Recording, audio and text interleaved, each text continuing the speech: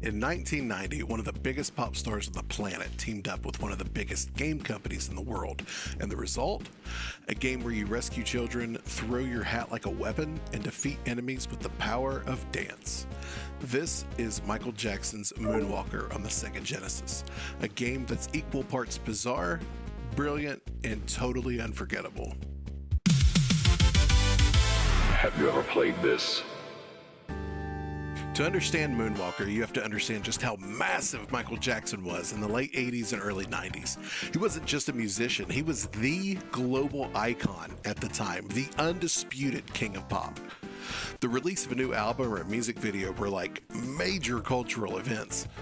So when Sega secured the rights to make a game based on him, and specifically the 1988 film Moonwalker, and even more specifically, the lengthy, action-packed Smooth Criminal segment that I spent most of my life thinking was the 1988 film Moonwalker, it was kind of a big deal. And what's interesting is that there's not just one Moonwalker game. There's actually multiple versions across arcade and home systems. There's the home computer version developed by US Gold, which is a top-down action game that follows segments of the movie. There's the arcade version, which we actually had at a local Hills department store, developed by Sega, and it was like a three-quarter co-op beat 'em up. And then there's the Sega Genesis and Master System versions. We're focusing on the Genesis version, and they were a completely different experience based on a version of the Shinobi engine. Released in 1990 for the Sega Genesis, Moonwalker was developed internally at Sega during a time when the company was still trying to define its identity against Nintendo. What Nintendo?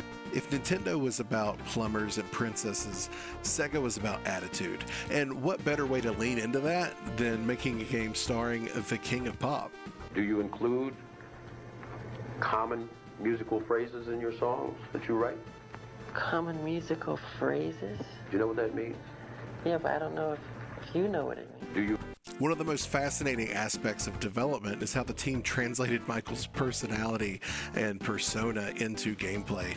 Instead of just making a standard action game, they built mechanics around dance and style.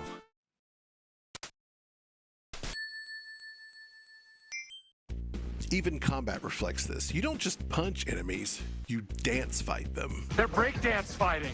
And the soundtrack, it features chiptune adaptations of Jackson's hits like Billie Jean, Smooth Criminal, and Beat It. Instead of just being background tracks, they're central to the game's identity. Stages and fights are built around the songs. So how does Moonwalker actually play? It's an action platformer with a simple but unusual goal. See, in the movie, Michael and Katie are hunted by Mr. Big, a drug lord named Frankie Ladeo. Lideo. Played by Joe Pesci, who ultimately kidnaps Katie at the end of the Smooth Criminal music video, which is just an excerpt from the movie. And in the game, you have to rescue like 200 Katies that Mr. Big has kidnapped in each level. And that's it. Like, that's the mission. That's the game. Combat's where stuff gets weird, but like in the best way. You attack enemies using magic and the power of dance. You tap the attack button, MJ throws these sparkly projectile things, but if you hold the attack button, you initiate a full-on dance routine.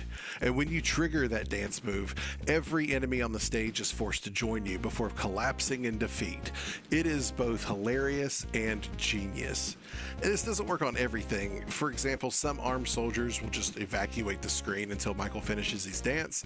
And this also takes a considerable amount of health from the player, so it's best to use that move sparingly. Did I mention the giant robot? There's a giant robot. Rescuing the right person on certain levels would trigger a shooting star to fly across part of the screen, and if you jump in its path, Michael will transform into a large, laser-shooting, screen-clearing, missile-launching, rocket-powered robot. It is ridiculous and totally awesome. The 5 levels are inspired primarily by scenes from the film, including the nightclub, city streets, sprawling caves, and Mr. Big's lair. They also included a forest area, but it's more of a graveyard for a thriller tie-in.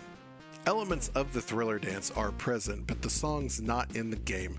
Apparently, Sega couldn't secure the rights from the writer Rod Temperton, so they used the song Another Part of Me instead. There are some versions of the game that contain the Thriller track, but they're pretty rare. Each stage ends with an appearance from Mr. Big before summoning some sort of boss fight.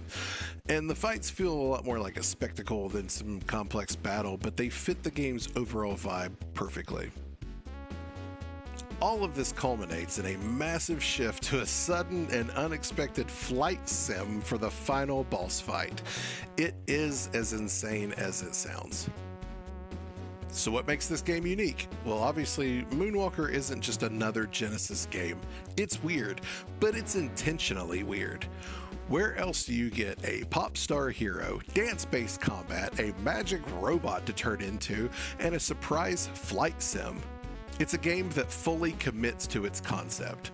It also captures something rare, a moment where celebrity, music, and gaming collided in a way that felt experimental and fun instead of empty and corporate. At the time, Moonwalker received generally positive reviews. Critics praised its originality, music, and style, even if the gameplay is agreeably a little repetitive. Over time, it's become something of a cult classic. Those who played it remember it not just because it's good, but because it's literally unforgettable. As I mentioned in the Cool Spot video, with the long and rocky history of licensed games, Moonwalker was another example of how to do it right.